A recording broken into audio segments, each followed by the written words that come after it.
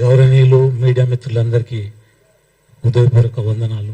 అదేవిధంగా తెలంగాణ ప్రజలకు కూడా గౌరవపూర్వక వందనాలు తెలియజేస్తూ గత కొన్ని రోజులుగా కొన్ని యూట్యూబ్ ఛానల్స్ ఏ రకంగా అయితే నాగేశ్వరరావు గారే దీన్ని సృష్టికర్త, నాగేశ్వరరావు గారే దీన్ని ముగించిన అని చెప్తాడు, మళ్ళీ దాని గురించి రౌండ్ టేబుల్ సమావేశం పెడతాడు. అంటే దీన్ని ఏ రకంగా చూద్దాం మనం? దాంట్లో కొంతమంది గతంలో వైఎస్ రాజశేఖర రెడ్డి గారు ఉన్నప్పుడు నేను చైర్మన్ బాధ్యత వహించిన, నాకు 2 తెలుగు రాష్ట్రాలలో చాలా మందితో సత్సంబంధాలు ఉన్నాయి అంటే ఎక్కడ తీసుకుపోతున్నారు వీళ్ళంతా? ఒక జగన్మోహన్ రెడ్డి గారికి సపోర్ట్గా మాట్లాడుతారు. ఇది వాస్తవ పరిస్థితి తెలుసుకోవాలి. ఎందుకంటే నాకు తెలిసిన విషయము, జగన్మోహన్ రెడ్డి గారు బెయిల్ మీద ఉన్నారు. ఇది అవునా కాదా? రైట్, బెయిల్ మీద ఉన్నాడు. ఒక క్రైమ్ చేసి కొన్ని లక్షల కోట్లు 2 తెలుగు రాష్ట్రాల ప్రజల ధనాన్ని దోచిన వ్యక్తుల గురించి మీరు నిలబడుతున్నారు. ఎందుకు నిలబడుతున్నారు? ఒక నిజాయితీ పరుడు జనసేన పార్టీ పెట్టి ముందుకెళ్తుంటే మీకు అలవాటు అయిపోయింది. అప్పుడు రాజకీయాలు కావు, ఎవడు ఎన్ని పరిస్థితులు లేరు. ఈరోజు జనసేన బలం తెలంగాణలో మీరు చెప్తే ఊహించరు. లక్షలాదిగా మెంబర్షిప్ అయింది మొన్న మేము పెడితే. యావత్తు తెలంగాణ పాత ఉమ్మడి 10 జిల్లాలు తీసుకుంటే అనేక చోట్ల మేము పోటీ చేస్తున్నాం. కొత్త వ్యక్తులకు అవకాశం ఇస్తున్నాం. కొత్త రాజకీయాలు కొత్తగా రాజకీయ వేదికని మేము ఏర్పాటు చేసి చాలా మందిని మేము జనసేన పార్టీలో ఆహ్వానిస్తున్నాం. అంత మంచి నిజాయితీ పరుడు జనసేన అధినేత. 2009లో కూడా ఆయన ఆ రోజు తెలంగాణ గురించి 2009లో దేవేందర్ గౌడ్ గారు ప్రజారాజ్యంలో విలీనం ఆయన పార్టీ చేసిన తర్వాత ఆయన ఎత్తుకున్న నినాదం సామాజిక తెలంగాణకు కట్టుబడి ఉన్నా అని చెప్పిండు. అవసరమైతే మీరు వీడియోలు చూసుకోండి. అరే అప్పుడు తెలంగాణ ఊసే లేదు. 2009లో జనసేన అధినేత శ్రీ పవన్ కళ్యాణ్ గారు అంత బలంగా చెప్పిండు. అది మీరు తెలుసుకోవాలి. అదేవిధంగా ఈ స్వాతంత్రం వచ్చినప్పటి నుంచి ఈ ఉమ్మడి ఆంధ్రప్రదేశ్ అనుకోండి, ఇప్పుడు తెలంగాణ అనుకోండి, 101 పై చిలుకు సీట్లు బీసీలకు ఇచ్చారు. ఇది గుర్తుపెట్టుకోవాలి. ఏ పార్టీ ఇవ్వలేదు. ఖాళీ 1 వర్గం 2 వర్గాలు తప్పితే బీసీ ఎస్సీ ఎస్టీలు అంటే ఎంత నీచంగా చూస్తారంటే అది ఓ విచిత్రమైన సమాజం అయిపోయింది. దాన్ని ఎక్కడ కూలగొడతాడు అని చెప్పి ఆయన మీద కొన్ని శక్తులు ఈ రకంగా పనిచేస్తున్నాయి. మేము చెప్తున్నాం, పవన్ కళ్యాణ్ అడ్డుకునే దమ్ము ధైర్యం ఎవరికన్నా ఉంటే రండి. పవన్ కళ్యాణ్ కాదు, శంకర్ గౌడ్ని ఇక్కడ ఉన్న వాళ్ళని అడ్డుకోండి ఫస్ట్, తర్వాత పవన్ కళ్యాణ్ గురించి ఆలోచిస్తాం. అరే పవన్ కళ్యాణ్ అంటే ఏమనుకుంటారు మీరు? ఒక కర్ణాటక పోయి చూడండి. నేను వెళ్ళిన కొన్ని లక్షల మంది రోడ్ల మీద వస్తారు. యువత ఆయన వైపు చూస్తుంది. ఈరోజు యావత్తు భారతదేశం ఆయన వైపు చూస్తుంది. కొత్త తరం రాజకీయం చేస్తున్నాను. అటువంటి వ్యక్తి గురించి మీరు మాట్లాడుతున్నా? మీ వెనక తిరిగి చూస్తే 1+1 ఒక మనిషి ఉంటాడు. అర్థం చేసుకోవాలి మీరు ఎవరి గురించి మాట్లాడుతున్నారు. ఈరోజు ఒక వ్యక్తి గురించి హెల్త్ ఇష్యూ ఉంటే దేశ ప్రధాని ఆయన ఇంటికి రావడం జరిగింది. అది గమనించాలి మీరు. ఒక వ్యక్తి ఎంత బలమైనోడైతే వస్తాడు. ఒక వ్యక్తి పవన్ కళ్యాణ్ అనే వ్యక్తి అంత బలం ఉంటేనే కదా ఆయన ఇంటికి రావడం జరుగుతుంది. అంటే వీళ్ళకి భయం అవుతుంది. రేపు 100% జనసేన ఇక్కడ పోటీ చేస్తుంది, రాజకీయాలు మారుస్తున్నాయి, మేము ప్రభుత్వంలో ఉండబోతున్నాం, అది తెలుసు వాళ్ళకు. కాబట్టి ఇప్పటి నుంచే ఈ యొక్క మిక్సింగ్ టెక్నిక్ గా ఈ రకంగా ఆయన మీద ప్రొపగండా చేయడం స్టార్ట్ చేశారు. తెలంగాణకు వ్యతిరేకిస్తాడు. తెలంగాణ అరే ఆయన పర్సనల్ లైఫ్, ఆయన మీకు పర్సనల్ లైఫ్ చెప్తా నేను. పర్సనల్ లైఫ్ మీద ఎవరైనా పోవచ్చా? మీ పర్సనల్ లైఫ్ మీద నేను రావచ్చా చెప్పండి? పర్సనల్ లైఫ్ వేరు, రాజకీయంగా వచ్చింది వేరు. రాజకీయంగా మీరు ఎదుర్కోండి ఆయనని. ఏదన్నా ఉంటే ఒక అంశం మీద మాట్లాడండి. కొండగట్టు ఆంజనేయ స్వామికి పవన్ కళ్యాణ్ గారికి సంబంధం ఏంది అంటారు. అరే సంబంధం ఏందిరా నాయన? 35 కోట్ల 19 లక్షల రూపాయలు ఇప్పించిండు ఆయన. మీరే ఎక్కడ పోయారు? మళ్ళీ ఇన్నేళ్ల నుంచి అన్ని ప్రభుత్వాలు ఉన్నాయి కదా, అన్ని ప్రభుత్వాలు ఉన్నాయి. ఇక్కడ రాజశేఖర రెడ్డి గారు గవర్నమెంట్ లో 10 ఏళ్ళు పరిపాలించారు. గత ప్రభుత్వాలు పరిపాలించినాయి. కేసీఆర్ గారు 10 ఏళ్ళు పరిపాలించారు. వాళ్ళకి గుర్తుకు రాలే? కొండగట్టు ఆంజనేయ స్వామి తాన భక్తులు ఎంతమంది ఇబ్బంది పడుతురో.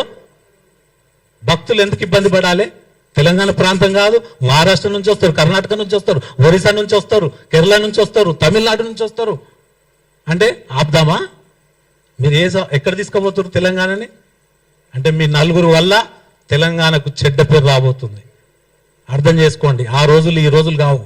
ఆ రోజు ఏదో నడిచిపోయింది. ఈ రోజు ప్రతి సెకండ్లో ఎవరు ఏంది అనేది తెలిసిపోతుంది. ఎవరు నైజాం ఏంది, ఎవరు ఏం చేస్తున్నారు అనేది తెలిసిపోతుంది. ప్రజలు అంతా ఆలోచన పరులు అయిపోయారు. మీరేదో చెప్తే, మీరేదో రౌండ్ టేబుల్ మీటింగ్ పెడితే వినే పరిస్థితి లేరు ఈరోజు.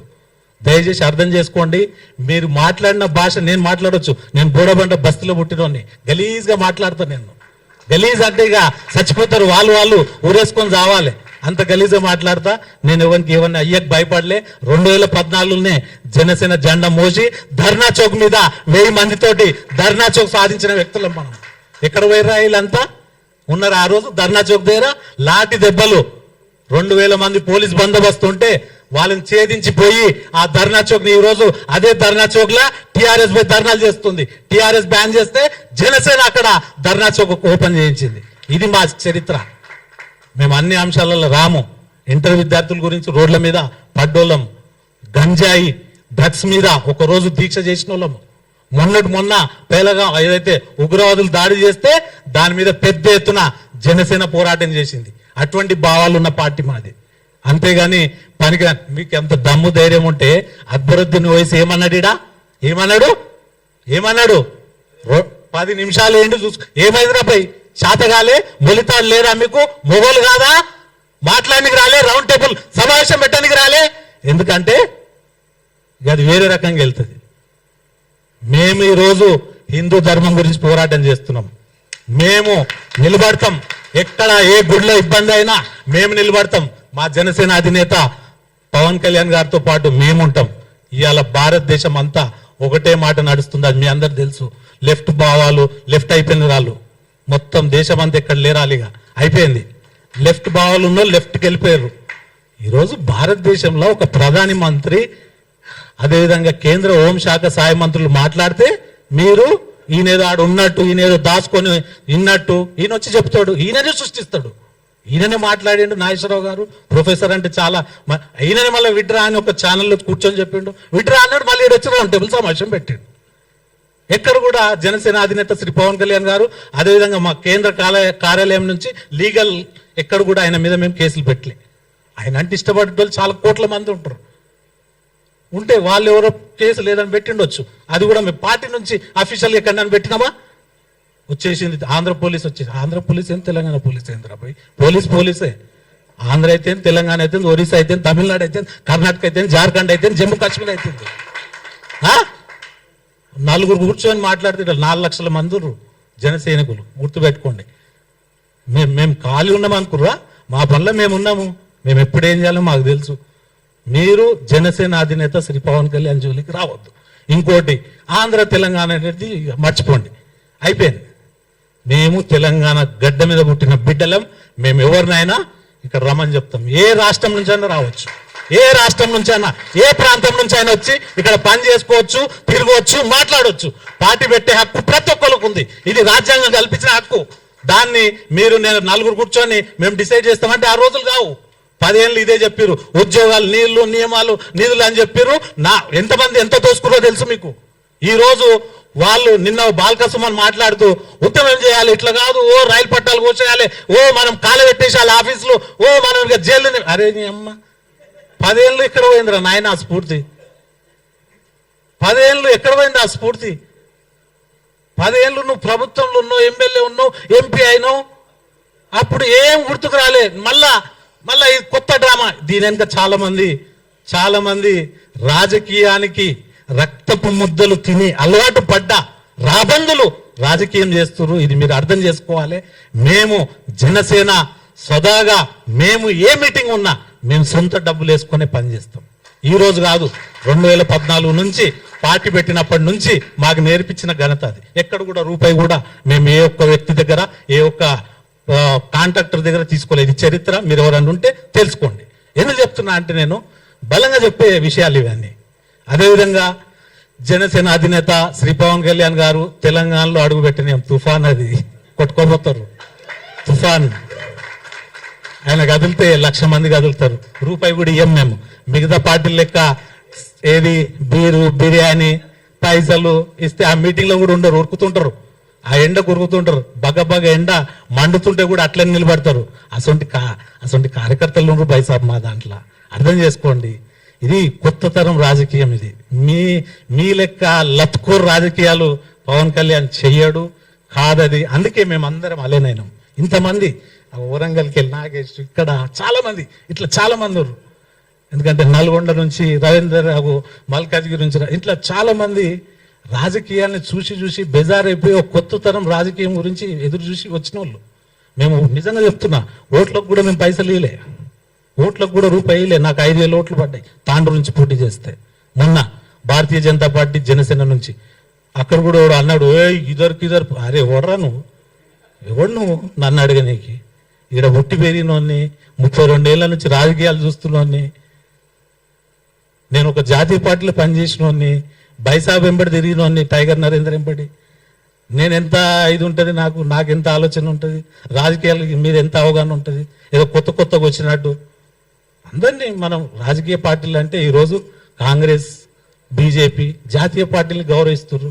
జనసేన కూడా ఇంకో విషయం చెప్తా, తెలంగాణ గడ్డ మీద పుట్టింది జనసేన పార్టీ. 2014లో మేము March 14 నవోటల్లో పార్టీని అక్కడ స్థాపించడం జరిగింది. తర్వాత మనకు తెలంగాణ రాష్ట్ర ఆరోగ్య దినోత్సవం జూన్ 2, 2014లో, అంటే పార్టీ పుట్టి రిజిస్టర్ అయిన తర్వాత ఇక్కడ తెలంగాణ. అంటే నేను ఏమంటా అంటే, ఎవరైనా సరే మనం ఇక్కడ తెలంగాణ ప్రాంత బిడ్డలం, మనకు చాలా అవమానాలు జరిగినాయి, చాలా బాధలు పడ్డరు, చాలా మందికి అవకాశాలు రాలే. మీరు ఎవరిని అడగాలి? అప్పుడున్న గవర్నమెంట్ని అడగాలి, రాజశేఖర రెడ్డిని అడగాలి. రాజశేఖర రెడ్డి చనిపోయాడు, అడగలేరు. అదేవిధంగా జగన్ని అడగాలి, ఎందుకంటే వాళ్ళు దోసుకురు అంత సంపద. ఈరోజు వాళ్ళు ఎన్ని ఆస్తులున్నాయో తెలుసా తెలంగాణలో?